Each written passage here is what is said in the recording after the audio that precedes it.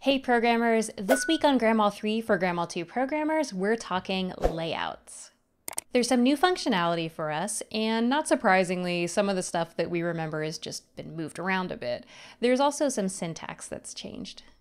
As always, I'm in the demo show. I've got the layout pool here at the bottom showing the two layouts that are already built in.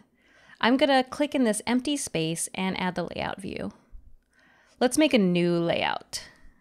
I'm selecting the fixtures that I'm gonna want and hitting assign and touching a new layout object. Notice that I'm not using store like I would have on grandMA2. On MA3, we just use assign for anything that we want to add to the layout. I'm clicking the new layout to make it the selected layout, and I'm giving it a name. There's a few menus and options that you won't be able to see unless you're in setup mode.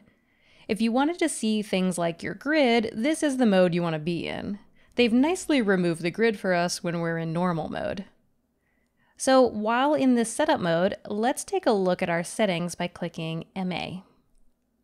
Some options here are already available at the top of the layout view, like layout selection, mode, whether you want to see DMX value or output values, and also the toggle for fit type, whether you want to zoom to the elements, the canvas, that's this rectangle, or both. With auto fit on, you could also change your stretch options between stretch, bar, or crop. With auto fit off, you can use the scale option on the right. When you want to work with your grid, you've got some new options like color and style where you can change from dots to lines or turn it off completely. The mask tab is where you can apply a filter. Still in setup mode, we get this toolbar on the left that will help us make edits. The top arrow is to put us in selection mode. The plus is to add a new object, which you could then edit and select an object that could be a fixture, a view, a macro, or group. You get the idea.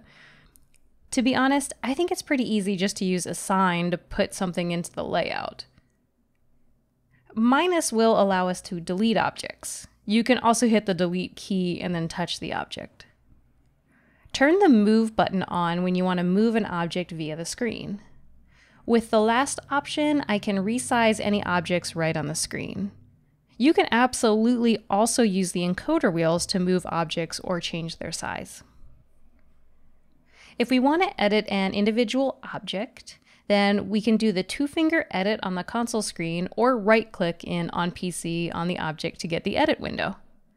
You can change the item's appearance, cell padding, determine which labels you'd like to see, change border options, turn on or off the indicator bar, or change its placement and size on the screen if you like. There's also an action drop-down where you can pick to determine what happens when you touch this object. Since this is a sequence, I kind of like the idea of leaving it as a Go plus.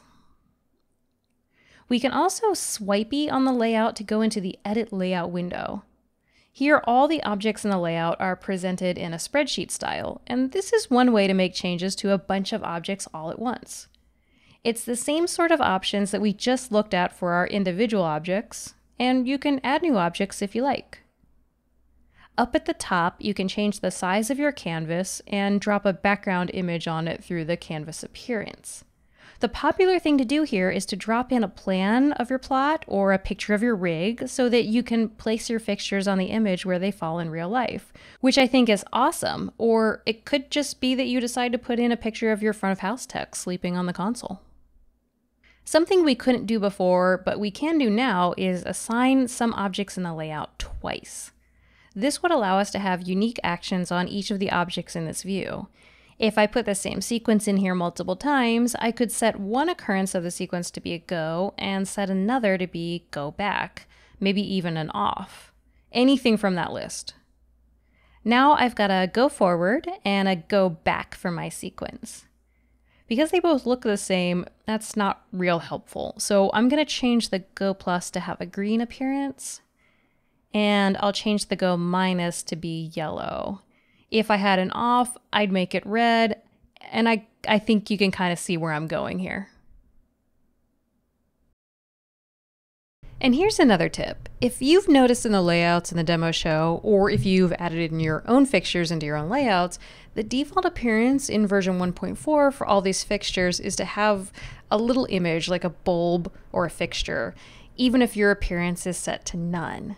They're cute, but I just don't love them, so if you want to make them look a little bit more like grandMA2, we can do that. I think it's fastest to do this from the edit option. What I'm going to do here is filter down to just my fixtures, and the first thing I want to change is I want to get rid of the object name because I'm good with just seeing a number.